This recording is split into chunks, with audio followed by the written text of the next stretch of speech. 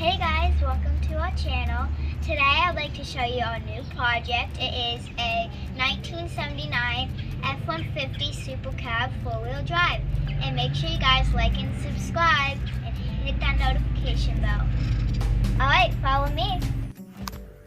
Hey guys, welcome to the channel. As Emma said, we got a new project. It's a 1979 F-150 supercab. It's the four-wheel drive, and I actually just got the Marty report for this, and it's one of 78 with the paint and trim codes, so that's pretty cool to find out. This one's got the 351 modified Michigan. Seems to be a lot of debate on that. I'm not really sure which one it is. I'm new to this scene. Maybe comment down below, tell me what you guys think it is. But we just picked this up a few weeks ago, and me and Emma plan to make it into a project for us. Pretty excited about that. I'll just show you guys around a little bit.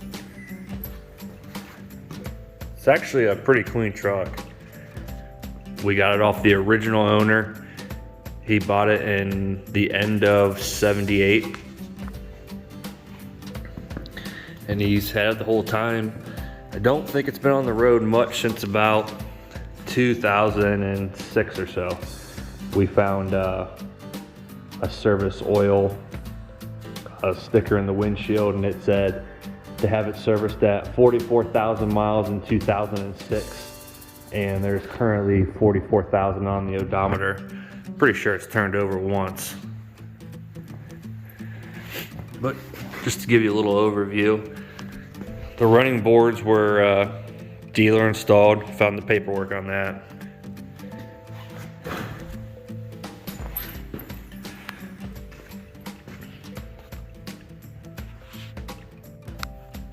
When we went to pick the truck up, the previous owner was explaining to us how he put a new bed on it, and at that time he ended up having the whole truck repainted. So the whole truck has been repainted. Pretty clean truck, not much rust at all. We did find a little bit. Don't think that's the correct bumper, but we'll find one that is.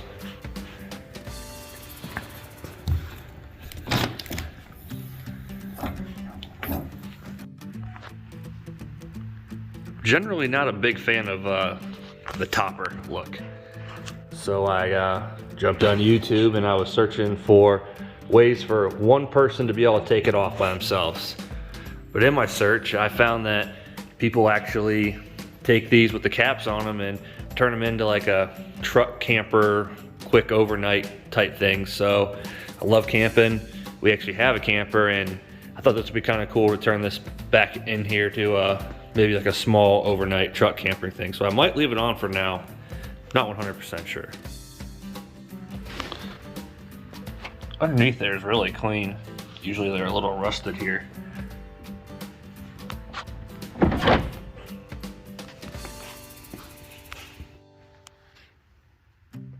Onto the passenger side of the truck. As you can see, no real major rust or anything. Pretty clean looking truck. We are going to get some new tires for the truck. Couldn't find a date code on them, but they were all flat when we got to looking at the truck, and so I think we are going to replace those just to be on the safe side, even though they are in good shape and not a crazy amount of dry rot, but better be safe than sorry. Just another view of the passenger side. Haven't even washed the truck yet. We got it a few weeks ago and just been messing around with the small stuff so far.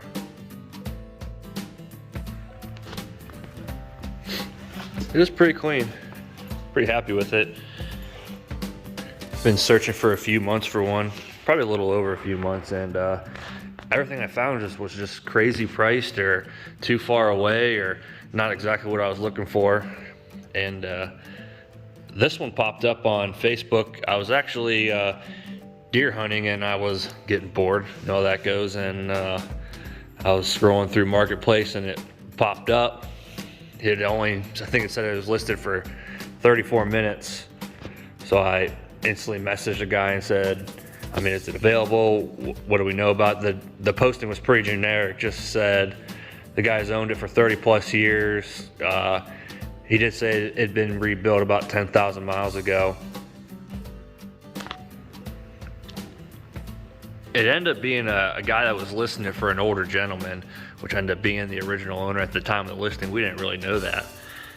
So I messaged him, quick couple of questions. This was a Sunday night. I said, can I come tomorrow and look at it around 6? I didn't hear anything back, so I got a little nervous. The next morning, I still hadn't heard anything, and the listing had been removed.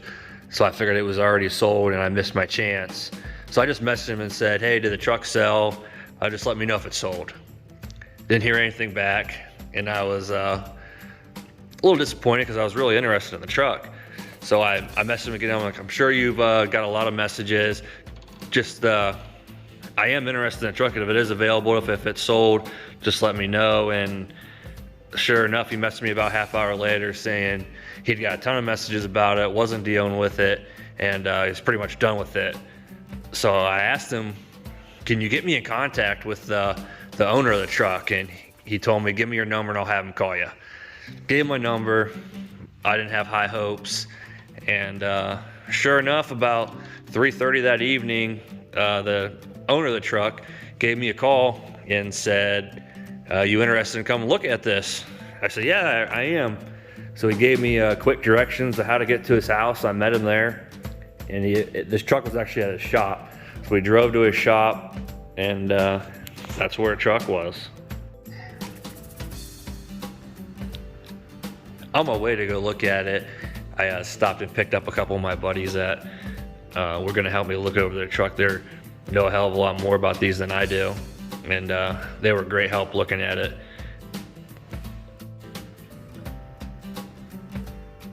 So after we looked over the truck, I don't know, 20, 30 minutes, and we stepped outside to kind of talk about it, and I had a few questions for them. And they told me I couldn't get hurt on it. So I went ahead and I went back in, and I was talking to the owner of it. I threw him a number, and he pretty much told me no right away. And I told him, all right, I appreciate you showing it to me. That's what I got, and that's what I can afford. And he said, well, hold on a second. And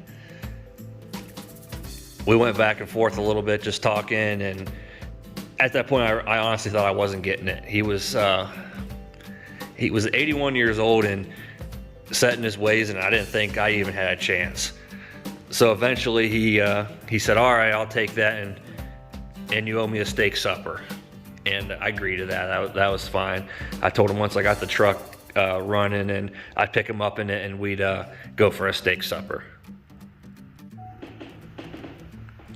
It was just like one day he pulled into the garage and decided that was the last day he was going to drive it. The inside looked like it still had the stuff he always kept in it. We had some dry cleaning hanging in the back seat that looked like he had just picked it up, and it was last plated in 15. So to me, it was parked in 15, and that was about it. And once he agreed that he would sell it to me, we cleaned all the stuff out of it, and the back had some totes of some tools and stuff. We helped him get all that out and got the interior kind of cleaned out. We got the truck all cleaned out, and one of my buddies actually knows someone with a tow truck, so he gave him a call, and he was able to actually come pick it up for me, so that made it easy. We ended up filling all the tires. They held air, and we pushed it out of his garage. Tow truck showed up about 30 minutes later, and it was off to my house. Give you a little tour of the interior. Pretty clean. He had a moving blanket on the seat that he said he'd put on there as soon as he had bought it. So the seat stayed really nice. I mean, it's got a small amount of creases there, but the actual seat is in good shape. The smell is something else, but we'll get that taken care of.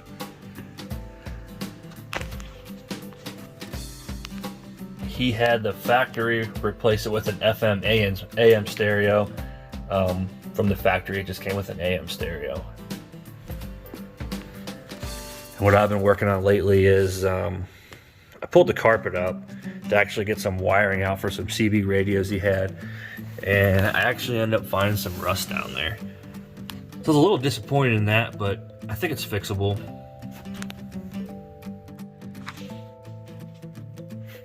Passenger side's a little worse, but not horrible. A little disappointed, but I think it's fixable. Now I just gotta find someone to fix it.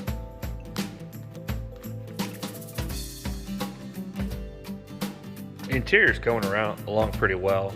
It was full of mice and it was pretty gross. It smelled horrible. Slowly getting it to smell better. I ran an ozone machine in here for a while. That helped a little bit, but still wasn't perfect. Jump seats in the rear. I don't think anyone's ever sat back there. On the passenger side, I don't know if anyone's ever even sat on the passenger side. Super clean.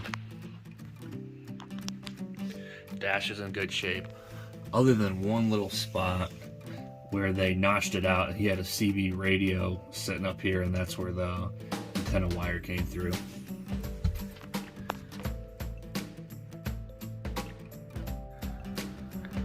We did have the truck paint. I'm pretty sure they took the time and actually painted all the insides of the doors and everything. You can see that rubber is painted over there. Really did a good job, and I really do think he took good care of it and cared about it. He seemed to be a little sad when we pulled away with the tow truck. Got some big CB antennas. Not quite sure what I'm gonna do with that, if I'm just gonna leave them and add some antennas to make it look like there is, or remove them and have those holes fixed. Not quite sure what we're doing there yet. As you can see, there is a mold on here. Like I was saying, I think it sat in the exact same spot for several years and didn't have much airflow in the tight locked up building it was in. So I got some cleaning to do. But when I bought it, I had no idea if the engine was locked up, if it moved, if the transmission was good, anything. I really didn't know. And the owner told me, he's like, if you have any issues, let me know, I'll give you your money back. So I was pretty confident it was gonna start. So with the help of James and Matt, they came over one Saturday and we started going at it, and it didn't take much to get going.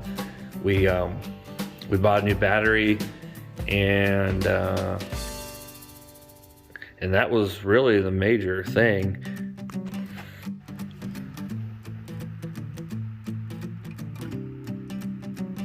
We bought the battery and pulled the air filter off and dumped a little bit of gas out, and it fired right off. So we rigged up a small can with the gas and ran a fuel line directly off the fuel pump into that can, and it wouldn't start. So I bought a fuel pump earlier thinking I would have to replace it. We threw the fuel pump on, ran the hose into the can, and it fired right up.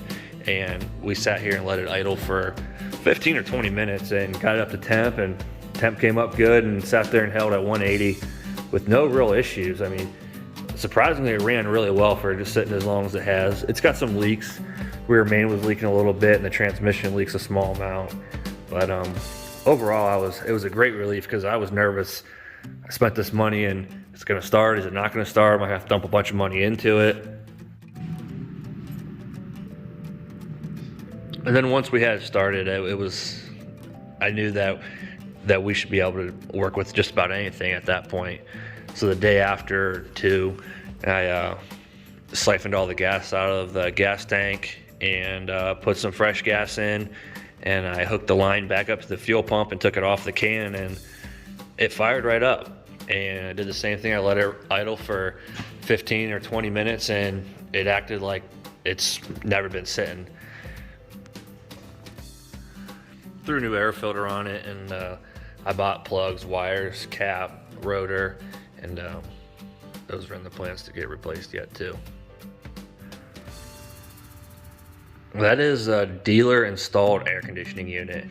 In the glove box, I actually found the invoice when the previous owner bought the truck, and it was in there where he had the air conditioning added and the steps added, a few other things added. Back in the end of 1978, to add air conditioning was between $400 and $500. After letting it run for a little bit, we did find that radiator does have a small leak, so I do need to have that taken care of. I think I'm just gonna pull it out and take it to a shop here in town and have them boil it out and see what they can do with it. I'd rather keep it as original as I possibly can. Well, this is our garage cat. Her name's Tiff. I don't know what she's doing in there, but she's checking it out with us. She's a mouser. The previous owner said he never had any work done on the cab, and if that's true, the cab corners are really clean. So are these drip rails where they're known to rot out, and don't see any signs of body work. A few of the plans for the truck is Emma wants to lift it, so we're gonna lift it. I don't know if we should go with 4 or 6 inches, and we're gonna do either 35 or 37-inch tires. I think this truck looks like it sits like it's 2-wheel drive, but it's actually 4-wheel drive, so we're gonna lift it up a little bit. And plan to take it for a test drive in the next couple of days to see if there's any more bugs we need to work out of it before we start pulling the radiator out or sending it off to get those floors fixed, and just to see what we're gonna get ourselves into. We do know that it runs now, and it does go in gear at least. We've taken it down the driveway a couple of times, so we do know it shifts into at least 2nd gear, but it's been fun so far. A little stressful with the floors, but they're fixable, I think. I really want to thank James and Matt for helping me out with this truck. Without their help, I don't think I'd ever be able to take on a project like this. And if you guys would go ahead and subscribe, like the video, maybe leave a comment, tell me what you want to see, and go from there. Appreciate you guys watching. Thanks.